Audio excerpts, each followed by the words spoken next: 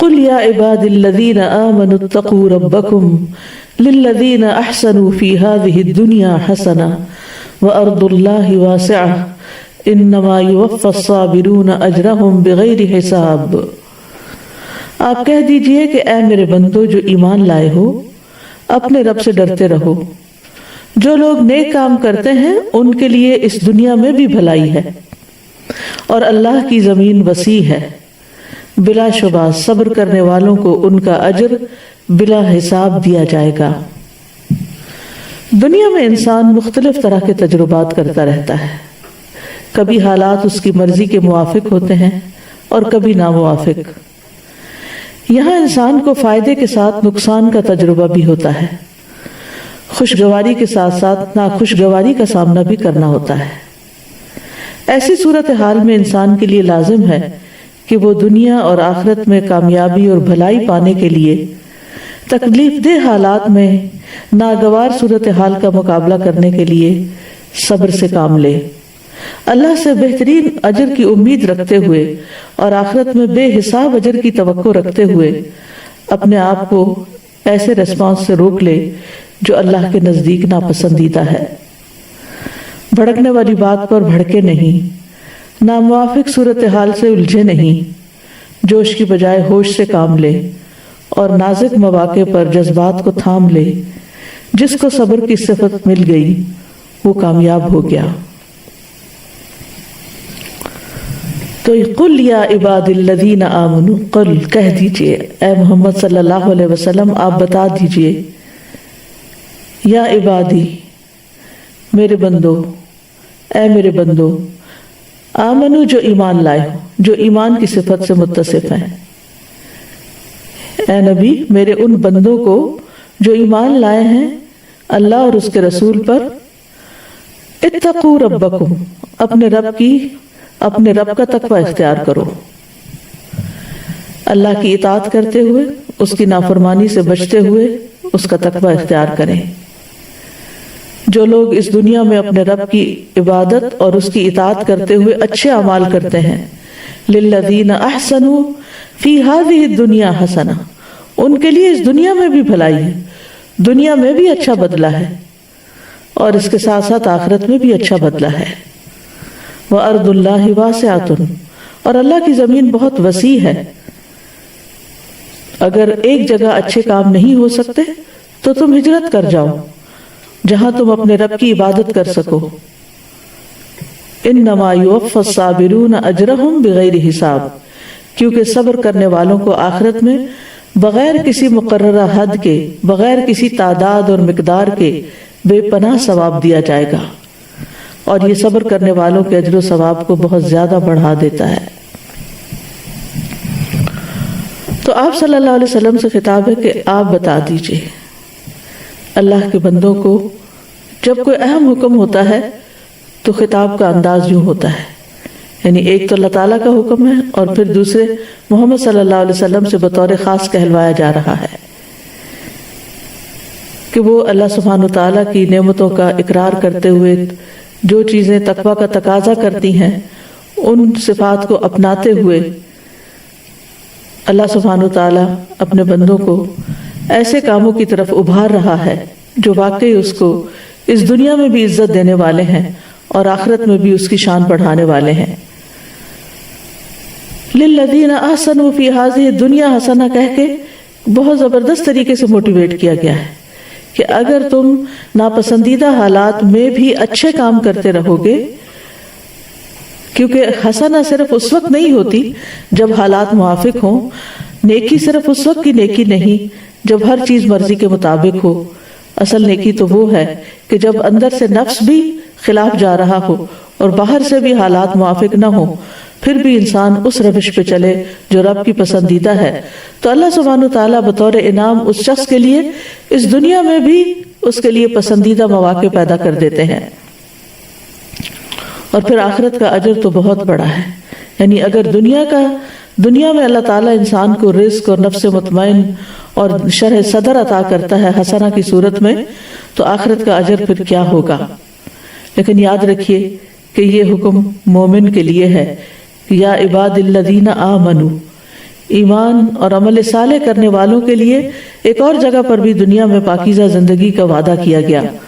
من عمل صالحا من ذکر او انثى وهو مؤمن فلنحيينه حياة طیبة وَلَنَجْزِيَنَّهُمْ أَجْرَهُمْ بِأَحْسَنِ مَا كَانُوا يَعْمَلُونَ. جو شخص بھی نیک عمل کرے خواہ مرد ہو یا عورت بشرطے کہ وہ مومن ہو تو ہم اسے پاکیزہ زندگی بسر کرائیں گے، یعنی اس دنیا میں بھی اس کو اچھی زندگی اچھی حالت عطا کریں گے اور آخرت میں ان کے بہترین اعمال کے مطابق انہیں ان کا اجر عطا کریں گے. تو بہرحال اچھے کام کرنے والوں کے لیے دنیا اور آخرت دونوں کی خوشخبریاں ہیں. پھر فرمایا وَأَرْضُ اللَّهِ وَاسِعَةٌ، اللہ کی وہ زمین بہت وسیع ہے، یعنی نیکی کے مواقع اور چانسز بہت زیادہ ہیں. انسان صرف ایک جگہ بیٹھ کر صرف ایک ہی کام کر کے یا صرف ایک ہی طرح کے حالات میں رہ کر بعض اوقات اتنی نیکی نہیں کر سکتا جتنی وہ اللہ کی زمین میں گھوم پھر کر باہر نکل کر وسیع مواقع کو اختیار کرتے ہوئے نیکی حاصل کرتا ہے. اور اس سے بھی پتہ چلتا ہے کہ اپنے گھر میں، اپنے علاقے میں، اپنے شہر میں اگر کوئی شخص عبادت نہیں کر سکتا تو اس کا عذر قابل قبول نہیں. یعنی کوئی یہ نہیں کہہ سکتا میں نیکی اس لیے نہیں کر سکا، میں اللہ کی اطاعت اس لیے نہیں اختیار کر سکا، میں تقوی اس لیے اختیار نہیں کر سکا کیونکہ میرے حالات مجھے اجازت نہیں دیتے تھے، میرا ماحول اچھا نہیں تھا، مجھے سپورٹ نہیں تھی، میرے ساتھ کوئی تعاون کرنے والا نہیں تھا. نہیں، اگر واقعی تم سچ کہتے ہو کہ یہ سب کچھ نہیں تھا تو پھر تمہیں وہاں سے نکل کر دوسری اپرچونٹیز کو دیکھنا چاہیے تھا، لیکن یہ کوئی ایکسکیوز نہیں. یعنی اپنے وطن اور شہر کا بہانہ بنانا کوئی عذر نہیں. اگر کوئی ایک جگہ اچھا نہیں کر سکتا تو دوسری جگہ چلا جائے. اور پھر اسی طرح اگر ایک جگہ انسان نافرمانی کرتا ہے اور بار بار اسے ٹیمپٹیشن ہوتی ہے کہ وہ غلط کام کرے تو اس کو وہ جگہ بھی چھوڑ دینی چاہیے. سعید بن جبیر کہتے ہیں جس کو نافرمانی کا حکم دیا جائے اسے چاہیے کہ وہ وہاں سے فرار ہو جائے، یعنی اللہ کی نافرمانی نہ کرے لیکن وہ جگہ چھوڑ دے، وہ اپنے آپ کو فتنے میں نہ ڈالے. ابن عباس کہتے ہیں اس کا مطلب ہے تم مکہ سے نقل مکانی کر لو، اور اس آیت میں اس شہر سے ہجرت کرنے پر ابھارا جا رہا ہے جس میں نافرمانیاں غالب آ جائیں. یعنی دنیا میں ہر جگہ ہی فتنے ہیں، کوئی جگہ بھی ابلیس سے خالی نہیں ہے اور اس کے چیلوں سے، لیکن انسان دو میں سے بہتر جگہ کا چوائس کر سکتا ہے کہ جہاں نسبتاً زیادہ وہ نیکی کے کاموں کا اس کو موقع مل رہا ہے. زمین اللہ کی عبادت ہی کے لیے وسیع کی گئی ہے. سورۃ العنکبوت میں اللہ تعالیٰ فرماتے ہیں یا عبادی الذین آمنوا ان ارضی واسعۃ فإیایا فاعبدون، اے میرے بندو جو ایمان لائے ہو بے شک میری زمین وسیع ہے سو تم میری ہی عبادت کرو.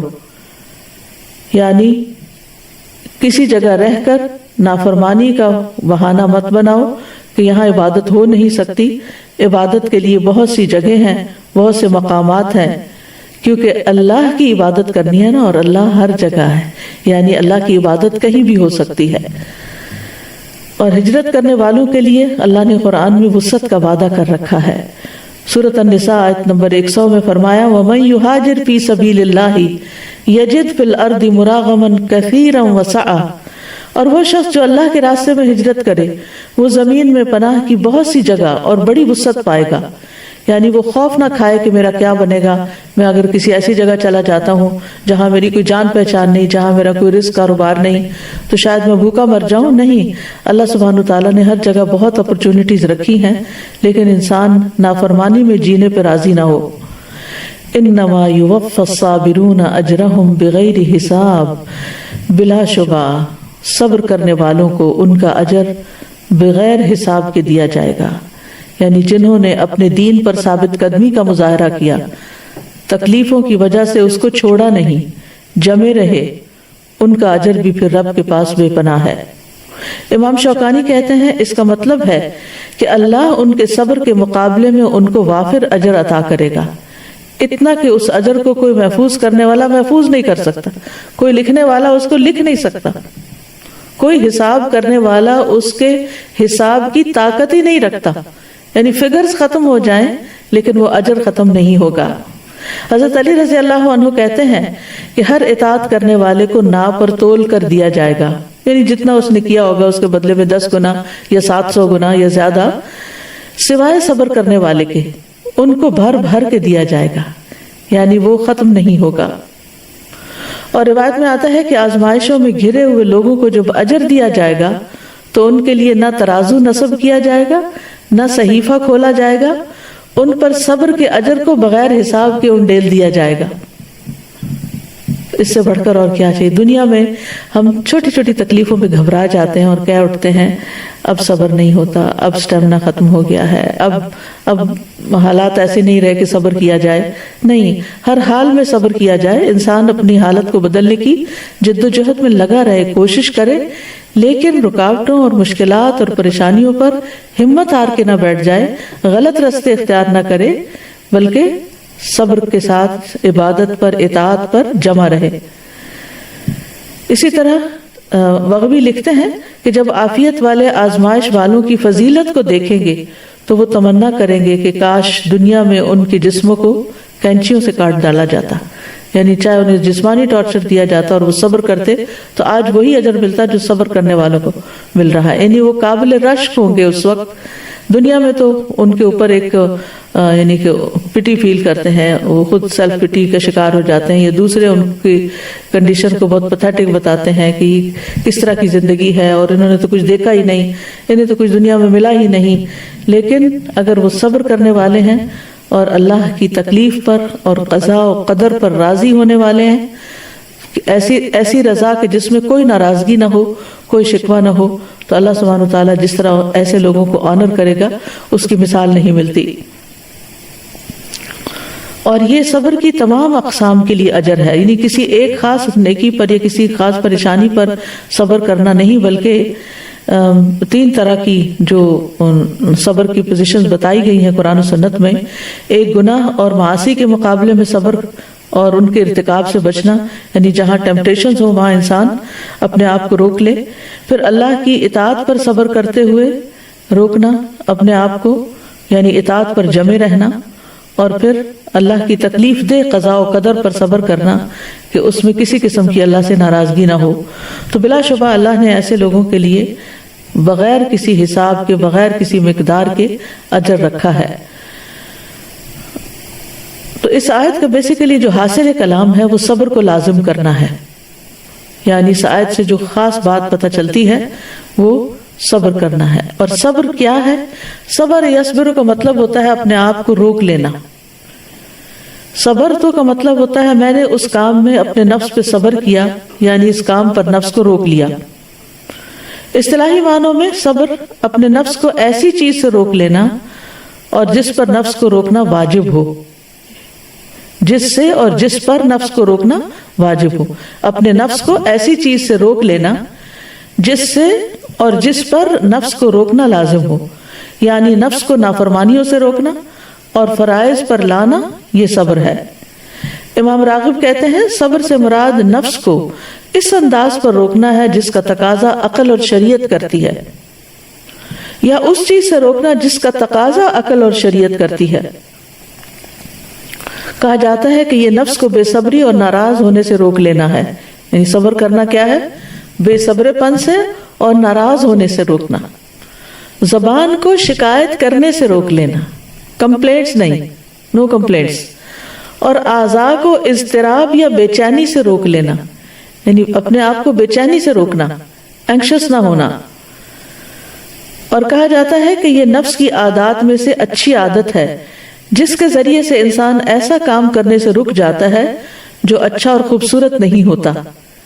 یہ نفس کی قوتوں میں سے ایک قوت ہے، یعنی اپنے آپ کو روکنا جو ہے یہ نفس کے اسٹرانگ ہونے کی علامت ہے، جس کے ذریعے وہ اپنی حالت کی اصلاح کرتا ہے اور اپنے معاملے کو قائم کرتا ہے۔ حدیث میں صبر کو روشنی بتایا گیا ہے، صحیح مسلم میں آتا ہے وَالصَّبْرُ ضِيَاءٌ، اور صبر روشنی ہے۔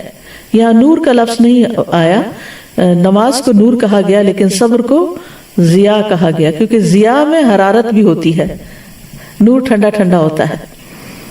جیسے جعل الشمس ضیاء، اس نے سورج کو تیز روشنی والا بنایا، تو یعنی سورج کے اندر روشنی بھی ہوتی ہے اور حرارت بھی ہوتی ہے۔ والقمر نورا، اور قمر کو نور بنایا، یعنی اس میں ٹھنڈک ہوتی ہے۔ تو سورج کی روشنی میں تپش اور تلخی، اور اس لیے اس کو صبر کو حدیث میں ضیاء سے تعبیر کیا گیا ہے۔ صبر کی 3 بڑی اقسام بتائی جاتی ہیں، جس میں نمبر 1 اللہ کی نافرمانی سے صبر کرنا، جس میں انسان اپنے نفس کو حرام کام کے ارتکاب سے روک لیتا ہے، چاہے اس کا سبب بھی پایا جائے، چاہے اس کے لیے بہت سے مواقع ہوں حرام کام کرنے کے، لیکن وہ اپنے آپ کو روک لے۔ جیسے رجل طلبته امرأة ذات منصب وجمال فقال انی اخاف اللہ، وہ شخص جس کو کوئی منصب اور جمال والی عورت یعنی زنا کے لیے دعوت دے اور وہ یہ کہہ دے کہ میں اللہ سے ڈرتا ہوں، تو یہ صبر ہے۔ نافرمانی پر صبر کرنے کی 3 قسمیں ہیں۔ نمبر 1، مسلمان اپنے دل کو اس نافرمانی کی محبت اور اس سے وابستگی سے پھیر دے، اور جن مقامات میں نافرمانی پائی جاتی ہے وہ وہاں سے خود کو پھیر دے، اور نافرمانیاں کرنے والوں کی مجلس میں نہ بیٹھے، ان کے ساتھ دوستی نہ رکھے، یعنی دل کی حالت ہے ایک طرح سے۔ نمبر 2، اگر وہ قدرت رکھتا ہو تو اس نافرمانی کے ارتکاب سے خود کو روک لے، تو وہ نہ اس کے قریب جائے اور نہ عملی طور پر اس کو ادا کرے، یعنی پریکٹیکلی اس سے رک جائے۔ اور تیسرا یہ کہ اگر کہیں ایسی جگہ ٹریپ ہو گیا جہاں نافرمانی ہو رہی ہے تو وہاں سے نکل جائے، اس سے جلدی چھٹکارا حاصل کر لے، اور اگر وہ نافرمانی کر چکا ہے تو اس سے فوری توبہ کر لے۔ دوسرا صبر ہے اللہ کی اطاعت پر کاربند رہنا۔ اللہ کی اطاعت پر کاربند رہنا یعنی ہر حال میں، خوشی ہو یا تنگی ہو یا تکلیف ہو، اطاعت پر جمع رہے انسان۔ اور اس کی بھی 3 اقسام ہیں۔ نمبر 1، بندہ اطاعت کے اس کام پر متوجہ ہو اور اس کے لیے تیاری کرے،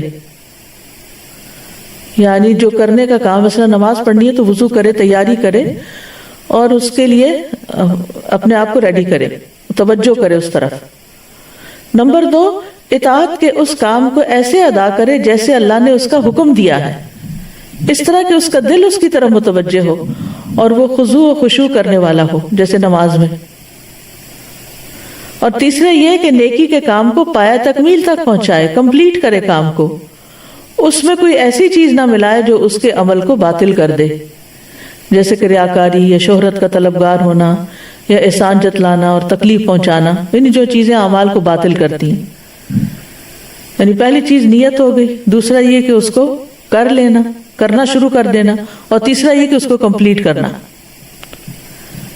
تو اطاعت پر صبر کرتے ہوئے بندے کی 3 حالتیں ہوئیں، یعنی سب سے پہلے انسان اپنی نیت کو درست کرے، خالص اللہ کے لیے عمل کرے، بندوں کی تعریف چاہنے کے لیے نہیں، کیونکہ کچھ کام ایسے ہوتے ہیں کہ جس میں صرف اللہ دیکھ رہا ہوتا ہے، تو وہ اصل میں ہمارا ٹیسٹ ہوتے ہیں کہ ان کاموں کو ہم کتنی خوشی سے کرتے ہیں، اور کچھ کام ایسے ہوتے ہیں جن کو لوگ دیکھ رہے ہوتے ہیں، تو اس وقت ہمارے دل کی حالت کیا ہوتی ہے اور ہم کتنے خوش ہو رہے ہوتے ہیں کہ واہ فلاں نے دیکھ لیا، فلاں اپریشیٹ کر رہا ہے، اس نے لائک کر دیا، اس بہت اچھی فیڈ بیک تھی وغیرہ وغیرہ، تو ان کاموں کو کس جوش جذبے کے ساتھ کرتے ہو۔ پھر یہ ہے کہ جب کام کیا جائے کوئی بھی تو اس میں سنت اور آداب جو ایٹیکیٹس ہیں اسلام نے بتایا ان کو ملحوظ خاطر رکھا جائے، یہ بھی بہت ضروری ہے، یعنی اطاعت کے لیے، کیونکہ بعض اوقات ہم ایک نیکی کا کام کر رہے ہوتے ہیں، بہت بڑا سخاوت کا پروجیکٹ کر رہے ہوتے ہیں، لیکن طریقہ ہمارا درست نہیں ہوتا تو اس کا بھی فائدہ نہیں۔ اور پھر یہ کہ کام کے مکمل کرنے تک صبر سے کام لے، کیونکہ کچھ کام ایسے ہوتے ہیں کہ جن کا رزلٹ فوراً نہیں آتا، وہ وقت لیتا ہے، وہ ایک شیپ بنتے ہوئے اس کا ایک عرصہ گزرتا ہے، تو اس میں انسان بیچ میں ہمت ہار کے اس کو چھوڑ نہ دے۔ پھر اسی طرح یہ ہے کہ اس عمل کو چھپانے میں پھر صبر کرے، فوراً کسی کو بتا نہ دے، اور نہ ہی اس پر مغرور ہو، تکبر بھی نہ کرے، اور ان تمام چیزوں کے ساتھ ساتھ ہمیشہ اللہ کا ذکر جاری رکھے، اور اللہ کے ثواب کی امید رکھے، اور اللہ کے عذاب سے خوف کھائے، اور صبر کی فضیلت اور اس کے اجر و ثواب کو ذہن میں رکھے، اور اس کے نفس کو جو بھی مصیبتیں پہنچی ہیں وہ اپنے نفس کو ان پر بھی صبر کروائے، نفس کو نماز اور روزے وغیرہ کے ذریعے اطاعت کے کاموں کے ذریعے اللہ کا مطیع بنا دے. لوگوں سے اس کا ذکر نہ کرے بار بار کہ مجھے یہ کام تو بڑا اچھا تھا پر بڑا ہی مشکل تھا، بہت سے اس میں مسائل آئے ہیں، میں تو ہمت ہی ہارنے لگا تھا. اس قسم کی باتیں کر کے اپنے اجر کو ضائع نہ کرے. انسان ہمیشہ مثبت بات کرے کہ الحمدللہ ایک بڑا پروجیکٹ تھا لیکن اللہ نے کروا لیا، اللہ کی مدد شامل حال ہو. یعنی یہ مثبت جملے ہوں، منفی جملے بولنے کے بجائے، کیونکہ بعض اوقات آپ کو اپنی سٹوری شیئر کرنی پڑتی ہے کہ یہ کام کو کس طرح کیا گیا تاکہ وہ دوسروں کے لیے ایک اچھا نمونہ بنے. تو اس میں نیگیٹو باتیں نہ کی جائیں، اس میں لوگوں کو ڈرایا نہ جائے، حوصلہ نہ ہارا جائے. تمہیں نہیں پتا کہ میں کس کس چیز سے گزری ہوں، یہ میں ہی جانتی ہوں کہ یہ کس طرح کام ہوا ہے. اس قسم کی گفتگو نہ کرے، بلکہ یہ کرے کہ اگرچہ مشکل تھا لیکن اللہ تعالیٰ نے میرے لیے آسان کر دیا، اور سب سے بڑی بات یہ کہ توفیق دی اور میں نے اس کو مکمل کر لیا. اللہ تعالیٰ اس کو قبول کرے، اللہ تعالیٰ اس پہ راضی ہو. کیونکہ جب ہم مشکل کام کرنے کے بعد مشکلوں کا رونے لگتے ہیں تو یہ صبر کے منافی ہو جاتا ہے. تیسرا، صبر کی تیسری قسم اللہ کے فیصلوں پر راضی ہونا اور صبر کرنا، تقدیر پر صبر. کیونکہ کبھی حالات موافق ہوتے ہیں طبیعت کے اور کبھی ناموافق ہوتے ہیں. جو ناموافق ہوتے ہیں ان میں صبر کی ضرورت ہے. تو جب کوئی مصیبت نازل ہو جائے تو انسان اپنے نفس کو قلبی، قولی یا فعلی ناراضگی سے روکے. یعنی نہ تو دل میں بدگمانی کرے اللہ تعالیٰ سے، نہ زبان سے کوئی ایسا لفظ نکالے کہ اللہ کو ناراض کرے، اور نہ ہی عمل میں کوئی ایسی بات کرے کہ جس سے اللہ ناراض ہو. یہ ہے اصل صبر. یعنی جب کسی بندے پہ مصیبت نازل ہو تو انسان دل سے کہے میں اے اللہ میں تجھ سے راضی ہوں. اگرچہ یہ میرے لیے مشکل ہے، دل میں سوچتا ہے نا انسان، ہے تو بڑا مشکل. مثلا کسی کا شوہر فوت ہو جائے یا کسی کا بچہ فوت ہو جائے تو اس کے لیے تو دنیا اندھیر ہو جاتی.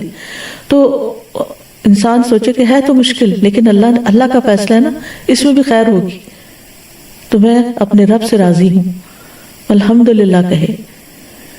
اور زبان کی سے ناراضگی والی ایسی کوئی بات نہ کرے جیسے جاہلیت کے دور میں لوگ کیا کرتے تھے. نہ گریبان چاک کرے، نہ اپنا سر پیٹے، نہ چہرہ پیٹے، نہ بال نوچے، نہ ٹکرے مارے، کوئی ایسی حرکت نہ کرے. نبی صلی اللہ علیہ وسلم نے فرمایا اللہ تبارک و تعالیٰ نے اپنے بندے کو جو کچھ دے رکھا ہوتا ہے وہ اس میں اس کا امتحان لیتا ہے. ان سارے نعمتوں کا امتحان ہوتا ہے، کسی کا کسی شکل میں، کسی کا کسی شکل میں. سو جو شخص اللہ عز و جل کی تقسیم پہ راضی ہو جائے اللہ اسے برکت اور وسعت دیتا ہے، اور جو راضی نہ ہو اس کو برکت نہیں ملتی. ابو حاتم کہتے ہیں کہ صبر کی 3 اقسام ہیں اور ان تینوں پر صبر کرنے والا دراصل عقل مند ہے.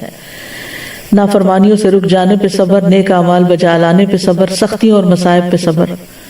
تو یہ جو حالتیں بیان کی گئی ہیں، عقل مند تینوں حالات میں اپنی حالت پر غور کرے اور وہ ان موقعوں پر صبر کرنے کو لازم کر لے، یہاں تک کہ وہ مشکل اور آسانی میں اس کی وجہ سے اللہ کی رضا کے حصول کے اعلیٰ درجات تک پہنچ جاتا ہے.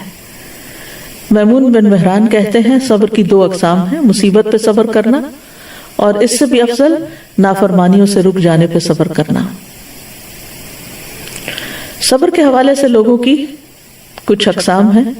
یہ تقسیم شیخ الاسلام ابن تیمیہ کی ہے. ایک ہے اس میں سے صبر اور تقوی کے حامل لوگ، کیونکہ لوگوں کے نفسوں کو ان کے دین کے ساتھ تعلق دیکھتے ہوئے آزمایا جاتا ہے کہ کس کا کتنا دین ہے، اس کے مطابق آزمائش آتی ہے. تو صبر اور تقوی کے حامل وہ لوگ ہیں جن پر اللہ نے انعام کیا اور وہ دنیا اور آخرت میں سعادت مندوں میں سے ہیں. انہوں نے اللہ کی اطاعت پر صبر کیا اور حرام چیزوں کو چھوڑنے پر صبر کیا. پھر تقوی کے حامل ہیں لیکن صبر نہیں کرتے. ایک تو وہ ہے جو صبر اور تقوی دونوں رکھتے ہیں، دوسرے وہ تقوی ہے لیکن صبر نہیں. لوگوں میں سے کوئی عبادت گزار، زاہد، قیام کرنے والا، صدقہ کرنے والا، خرچ کرنے والا، ذکر کرنے والا اور فرما بردار ہوتا ہے، لیکن جب مصیبت آتی ہے تو ڈھہ جاتا ہے. اس کے پاس تقوی ہے لیکن صبر نہیں ہے. تیسرا ہے تقوی نہیں ہے لیکن صبر ہے. کچھ لوگوں کے پاس صبر ہوتا ہے، تقوی نہیں ہوتا. جیسے فاسق و فاجر لوگ ہوتے ہیں، لیکن ویسے وہ بہت طاقتور ہوتے ہیں، اندر سے اسٹرانگ ہوتے ہیں. ان کو جب کوئی مصیبت آتی ہے تو اس پہ صبر کرتے ہیں، جیسے چور ڈاکو وغیرہ حرام مال حاصل کرنے پر صبر کرتے ہیں، تکلیف اور مشقتوں پر کیسے کیسے تکلیفیں اٹھا کے اس مقام تک پہنچتے ہیں جہاں سے وہ چوری کر کے لاتے ہیں، لیکن اس کا شکوہ گلہ نہیں کرتے، وہ صبر کرتے ہیں. ایسے آدمی کے پاس صبر تو ہے لیکن تقویٰ نہیں. تو ان میں سے کوئی اللہ سے اجر کی امید نہیں رکھتا. ان کے نزدیک صبر ایک پیدائشی عادت ہے جس پر انہیں پیدا کیا گیا ہے. یعنی کچھ لوگوں کو کے اندر ان بلٹ ہوتی ہے صبر کرنے کی عادت. کچھ نان مسلمز ایسے ہوتے ہیں جو مصیبت کے وقت قوت اور طاقت کا مظاہرہ کرتے ہیں، بہت کانفیڈنٹ ہوتے ہیں، بہت اسٹرانگ اپنے آپ کو شو کرتے ہیں، نہ آنسو بہاتے ہیں نہ ہی کوئی اور ان سے زبان سے ایسی بات نکلتی ہے، لیکن عموماً وہ لوگوں کے اندر پاپولر ہونے کے لیے ہوتا ہے. تو جو لوگ تقویٰ اور صبر سے خالی ہوتے ہیں تو پھر ایسے لوگ کسی بھی اجر کے مستحق نہیں ہوتے.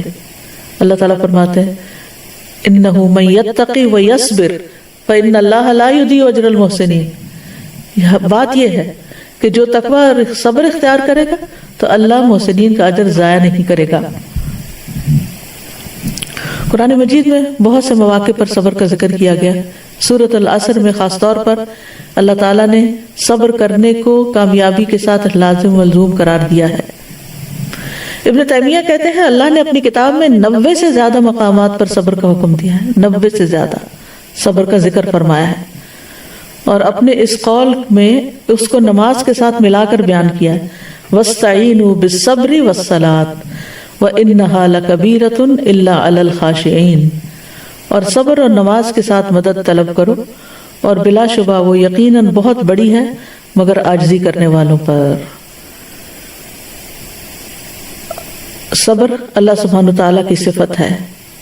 نبی صلی اللہ علیہ وسلم نے فرمایا کوئی شخص جو کسی سے اذیت سنے، کوئی شخص جو کسی سے اذیت والی بات سنے، وہ اللہ سے زیادہ صبر کرنے والا نہیں. لوگ اللہ کے لیے اولاد ٹھہراتے ہیں، وہ انہیں تندرستی دیتا ہے بلکہ روزی بھی عطا کرتا ہے، حالانکہ یہ بات اللہ تعالیٰ کو بہت زیادہ غصہ دلاتی ہے، پھر بھی اللہ تعالیٰ ان کو دنیا کی نعمتیں دیے چلے جاتا ہے. صبر انبیاء کی صفت ہے. فاصبر کما صبر اولو العزم من الرسل. آپ صبر کیجئے جس طرح پختہ ارادے والوں رسولوں نے صبر کیا. پھر عام لوگوں میں سے جو صبر کرنے والے ہیں قرآن مجید میں ان کی تعریف کی گئی ہے. والصابرین فی البأساء والضراء وحین البأس اولئک الذین صدقوا واولئک هم المتقون. اور خصوصاً جو تنگ دستی اور تکلیف میں اور لڑائی کے وقت صبر کرتے ہیں، یہی لوگ ہیں جنہوں نے سچ کہا اور یہی تقوی والے ہیں. یعنی صبر والے ہی دراصل سچے لوگ ہیں اور یہی تقوی والے ہیں. نبی صلی اللہ علیہ وسلم کو کئی مقامات پر صبر کا حکم دیا گیا. ایمان والوں کو بھی یا ایھا الذین آمنوا اصبروا وصابروا ورابطوا واتقوا اللہ لعلکم تفلحون. اے لوگ جو ایمان لائے ہو، صبر کرو اور مقابلے میں جمے رہو اور مورچوں میں ڈٹے رہو اور اللہ سے ڈرو تاکہ تم کامیاب ہو جاؤ. مشکل حالات میں لوگوں کو صبر کرنے کا حکم دیا گیا، خاص طور پر جب انسانوں کے ساتھ ڈیلنگ ہو اور معاملات مشکل ہو جائیں. سورۃ الفرقان میں فرمایا وَجَعَلْنَا بَعْضَكُمْ لِبَعْضٍ فِتْنَةً أَتَصْبِرُونَ وَكَانَ رَبُّكَ بَصِيرًا. اور ہم نے تمہارے بعض کو بعض کے لیے ایک آزمائش بنایا ہے، کیا تم صبر کرو گے؟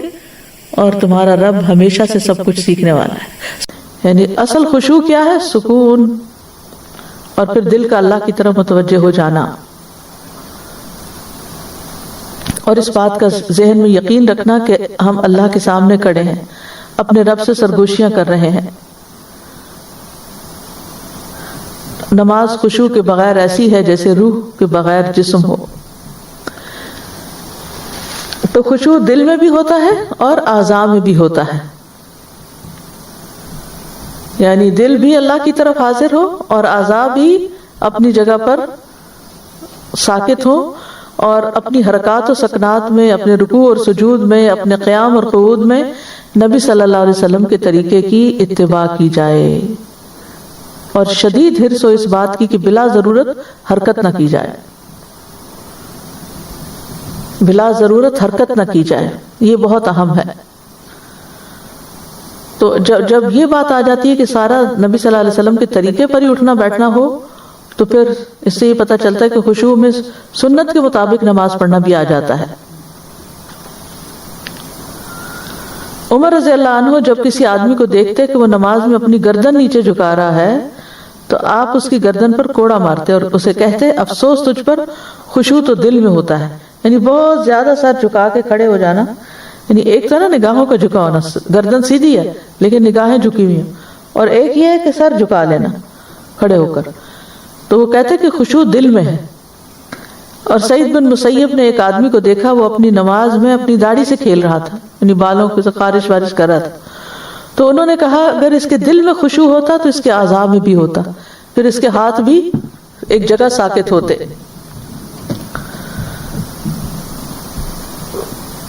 خشوع کی ہمارے دین میں بہت اہمیت ہے۔ قرآن مجید میں خاشعین کی تعریف کی گئی ہے۔ سورۃ الانبیاء میں انبیاء کی صفت بتائی گئی، وَيَدْعُونَنَا رَغَبًا وَرَهَبًا وَكَانُوا لَنَا خَاشِعِينَ، اور وہ ہمیں رغبت اور خوف سے پکارتے تھے، یعنی پیغمبر، حالانکہ وہ اللہ کے چنے ہوئے نیک بندے تھے، معصوم بندے، لیکن پھر بھی ان کے اندر ڈر تھا اللہ کا، اور وہ ہمارے ہی لیے عاجزی کرنے والے تھے۔ سورۃ بنی اسرائیل میں آتا ہے وَيَخِرُّونَ لِلْأَذْقَانِ يَبْكُونَ وَيَزِيدُهُمْ خُشُوعًا، وہ ٹھوڑیوں کے بل گر جاتے ہیں، روتے ہیں، اور وہ قرآن انہیں عاجزی میں زیادہ کر دیتا ہے۔ خشوع کرنے والوں پہ نماز بھاری نہیں ہوتی کیونکہ ان کا دل نماز میں لگا ہوا ہوتا ہے۔ وَاسْتَعِينُوا بِالصَّبْرِ وَالصَّلَاةِ وَإِنَّهَا لَكَبِيرَةٌ إِلَّا عَلَى الْخَاشِعِينَ، اور صبر اور نماز کے ساتھ مدد طلب کرو، اور بلا شبہ وہ یقیناً بہت بڑی ہے، بہت بھاری ہے، مگر خشوع کرنے والوں پر نہیں۔ خشوع ایمان لانے کی علامت ہے۔ أَلَمْ يَأْنِ لِلَّذِينَ آمَنُوا أَن تَخْشَعَ قُلُوبُهُمْ لِذِكْرِ اللَّهِ وَمَا نَزَلَ مِنَ الْحَقِّ، کیا ان لوگوں کے لیے جو ایمان لائے وہ وقت نہیں آیا کہ ان کے دل اللہ کی یاد کے لیے اور اس حق کے لیے جھک جائیں جو نازل ہوا؟ پھر یہ کہ خشوع کرنے والے سے اللہ کا وعدہ بھی ہے۔ رسول اللہ صلی اللہ علیہ وسلم نے فرمایا اللہ تعالیٰ نے 5 نمازیں فرض کی ہیں، جو ان کے لیے اچھی طرح وضو کرے گا اور انہیں ان کے وقت پر ادا کرے گا اور ان کے رکوع پوری طرح ادا کرے اور ان میں خشوع کا خیال رکھے، تو اس کے لیے اللہ کا وعدہ ہے کہ وہ اللہ تعالیٰ اس کی مغفرت فرمائے گا، اور جو ایسا نہیں کرے گا اس کے لیے اللہ کا کوئی وعدہ نہیں ہے، اگر چاہے تو اسے بخش دے اور چاہے تو عذاب دے۔ اللہ تعالیٰ ہمیں بخش دے۔ پھر نماز کے حسن اور خوبصورتی کے لحاظ سے اس کا اجر ہوتا ہے، یعنی خشوع نماز کو خوبصورت بناتا ہے، لہذا جیسا خشوع ہوگا ویسا ہی اجر ہوگا۔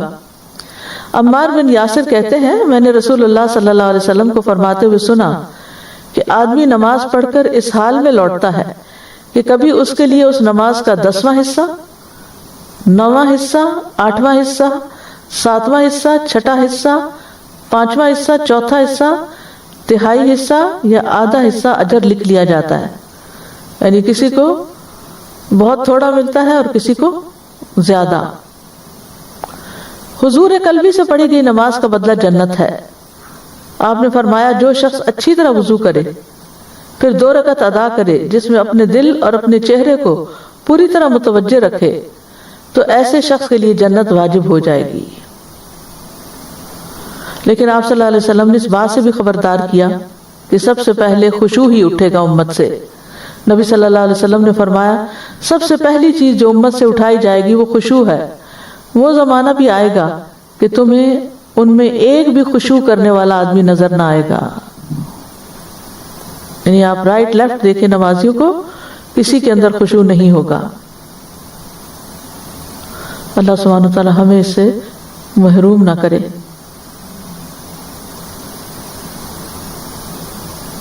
شیطان دراصل نماز میں حائل ہو کر خشوع ختم کر دیتا ہے۔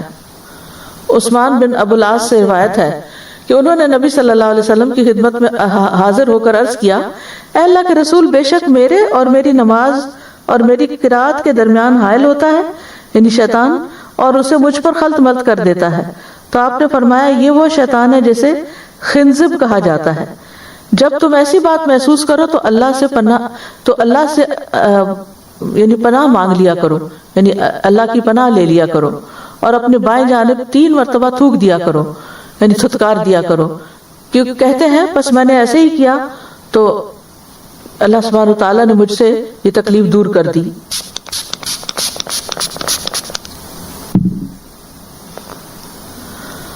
شیطان دراصل وسوسوں اور خیالات میں الجھا کر، دنیا کی باتیں، پریشانیاں یاد دلا کر نماز کو خراب کرتا ہے۔ ابن قیم کہتے ہیں کہ بغیر خشوع اور توجہ کے نماز ایسے جسم کی مانند ہے جو جسم مردہ ہو اور اس میں روح نہ ہو۔ کیا بندے کو اس بات سے حیا نہیں آتی کہ وہ اپنے جیسی مخلوق کو مردہ غلام یا مردہ لونڈی کا تحفہ دے؟ تو اس بندے کے بارے میں کیا خیال ہے جو کسی بادشاہ یا کسی امیر وغیرہ کو ایسا تحفہ دینے کا ارادہ کرے؟ تو وہ نماز جو خشوع اور توجہ سے خالی ہوتی ہے وہ اسی کے برابر ہے، مردہ کے برابر ہے، اور اللہ کے حضور ہم ایک مردہ بھیج رہے ہوتے ہیں۔ پھر اسی طرح یہ ہے کہ جتنا جتنا دل سمجھ کر ادا کرتا ہے نماز کو اتنا ہی ثواب ملتا ہے۔ بعض لوگ کہتے ہیں کہ 2 آدمی نماز میں ہوتے ہیں اور دونوں میں ایسے فرق ہوتا ہے جیسے زمین اور آسمان کا۔ ایک خشوع سے پڑھ رہا ہوتا ہے وہی نماز اسی امام کے پیچھے، اور دوسرا بالکل بے توجہی سے۔ ابن قیم کہتے ہیں کہ نماز میں لوگوں کے مختلف درجات ہوتے ہیں۔ نمبر 1، نماز کے ارکان اور واجبات میں کوتاہی کرنے والا، یعنی وہ چیزیں جس کے بغیر نماز ہوتی نہیں لیکن وہ پوری نہیں۔ ایسا شخص جو اپنی جان پر ظلم کر رہا ہوتا ہے اور نماز میں کوتاہی کرنے والا ہے، اور یہ وہ شخص ہے جو نماز میں اور جو وضو میں اور نماز کے اوقات اور اس کی حدود اور ارکان میں کمی کرتا ہے، یعنی ڈھنگ سے وضو نہیں کرتا، کچھ حصہ خشک رہ جاتا ہے، یا پرواہ نہیں کرتا کہ وضو ہے یا نہیں۔ نمبر 2، نماز کے ظاہری ارکان کی حفاظت کرنے والا۔ دوسرا وہ شخص ہے جو نماز کے اوقات کی اور اس کی حدود کی اور اس کے ظاہری ارکان کی اور وضو کی حفاظت کرتا ہے، لیکن وہ اپنے نفس میں آنے والے وسوسوں کے ساتھ جہاد کرنے کو ضائع کر دیتا ہے، یعنی اپنے نفس کے ساتھ جو ہے وہ نہیں پوری طرح وہ قابو پا سکتا، تو وہ سوچوں اور وسوسوں میں کھو جاتا ہے۔ یعنی بعض لوگ وضو پرفیکٹ کریں گے، ان کے سارے جو ریچولز ہیں نماز کے پورے ادا کریں گے، لیکن دل ان کا الجھا ہوا ہوگا ادھر ادھر دنیا کی باتوں میں۔ نمبر 3، نماز کے ارکان کی حفاظت کے ساتھ نفس کے ساتھ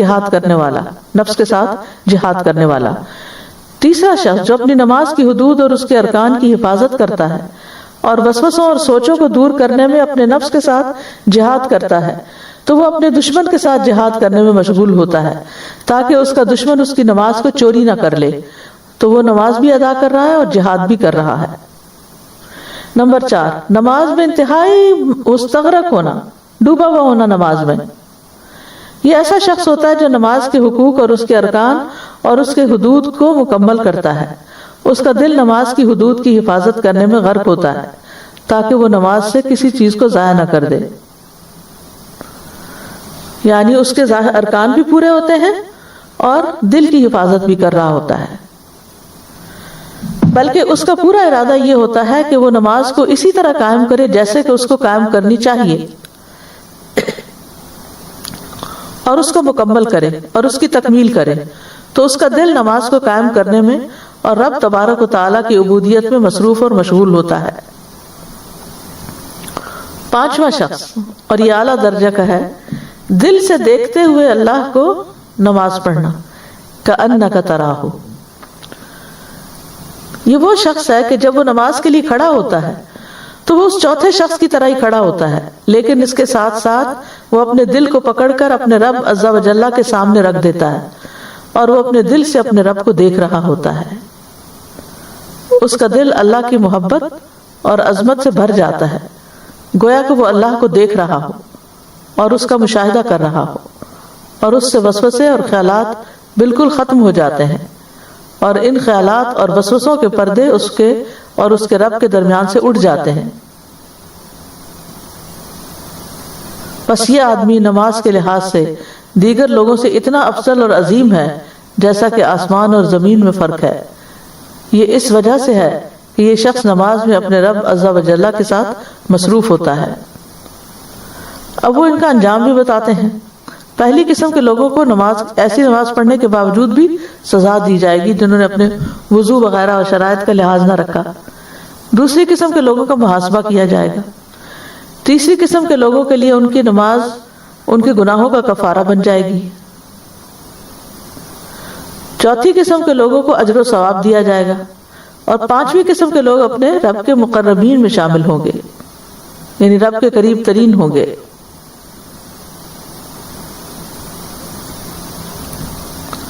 کیونکہ یہ لوگوں کے اس گروہ میں سے ہیں جن کے لیے نماز ان کی آنکھوں کی ٹھنڈک ہے۔ جن کی آنکھیں دنیا میں نماز سے ٹھنڈی ہوں گی، اس کی آنکھیں آخرت میں اپنے رب عز و جل کے قرب سے ٹھنڈی ہوں گی، اور دنیا میں بھی اس کی آنکھیں اللہ کے ساتھ ہی ٹھنڈی ہوں گی۔ اور جس کی آنکھیں اللہ کی ہستی کے ساتھ ٹھنڈی ہو تو ہر آنکھ اس سے ٹھنڈی ہوتی ہے۔ یعنی جس کا، بہت گہری بات کی انہوں نے، کہ جس کا اپنے رب سے تعلق بہترین ہو، اسے دیکھ کر دوسرے بھی خوش ہو جاتے ہیں، ان کے دلوں میں بھی ایک سکون آتا ہے۔ یعنی جو اپنے رب کے ساتھ پرسکون ہوتا ہے پھر لوگوں کے لیے بھی سکون کا باعث ہے۔ اور جس کی آنکھیں اللہ کی ذات کے ساتھ ٹھنڈی نہ ہو تو اس کا نفس دنیا کے غموں میں ٹکڑے ٹکڑے ہو جاتا ہے۔ اب ہے خشوع کے کچھ فائدے۔ نماز میں خشوع فلاح کی طرف رہنمائی کرتا ہے۔ خشوع اللہ عز و جل کے ڈر اور خوف کا وارث بنا دیتا ہے۔ یہ ایمان اور حسن اسلام کے مظاہر میں سے ایک ہے۔ یہ انسان کی اصلاح اور اس کی استقامت کی دلیل ہے۔ یہ اللہ کی عبودیت کا اعلان ہے اور اللہ کے سوا کو چھوڑ دینا ہے۔ خشوع نظروں کی حفاظت اور پہلو جھکانے اور لوگوں سے انکساری کی طرف لوگوں کو انکساری کی طرف لے جاتا ہے۔ اس کے گناہ کم ہو جاتے ہیں، اجر بڑھ جاتا ہے، عذاب اور برے انجام سے نجات مل جاتی ہے، جنت کے ساتھ کامیابی کی بشارت ملتی ہے۔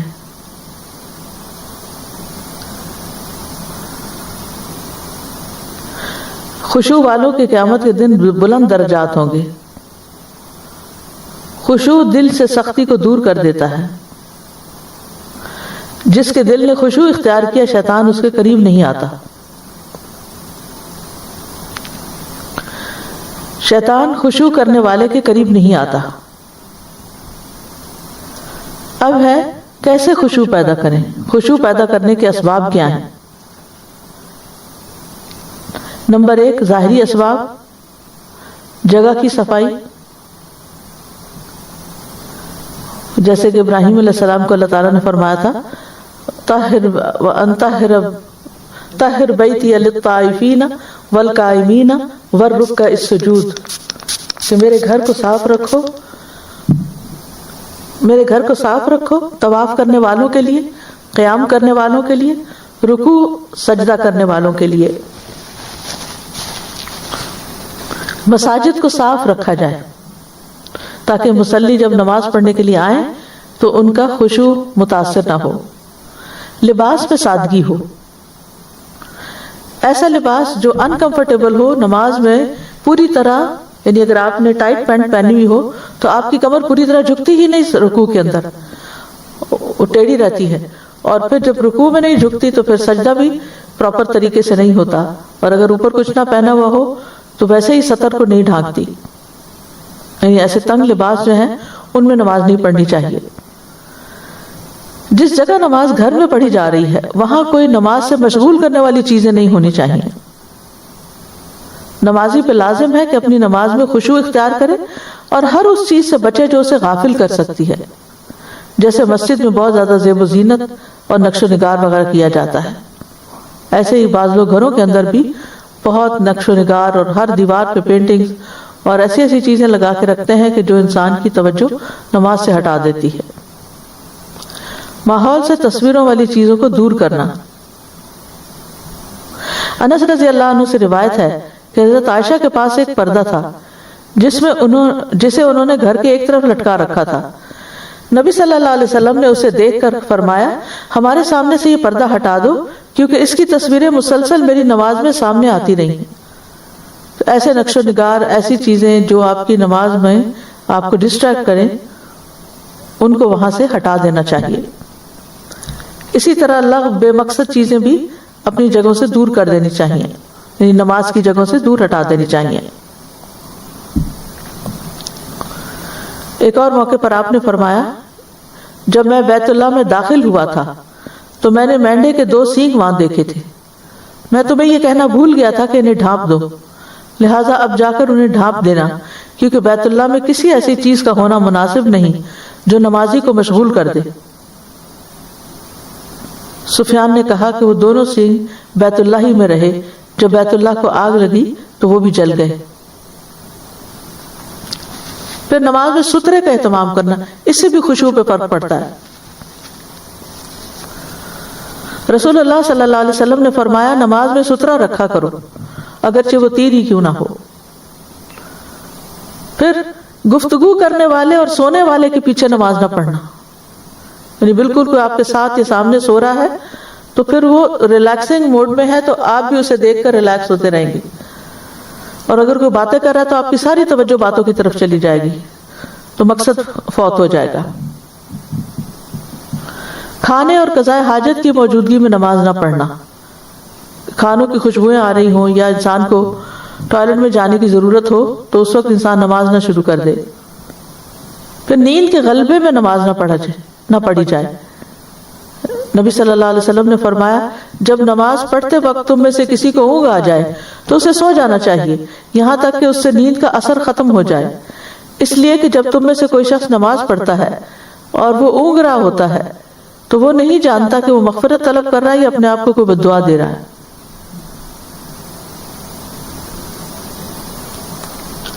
پھر اسی طرح اگر کوئی اور ضروری حاجت ہو، کوئی بچہ رو رہا ہو، کوئی دروازے پر کھڑا ہو، تو بہتر یہ ہے کہ پہلے وہ کام کر لیے جائیں پھر نماز شروع کی جائے۔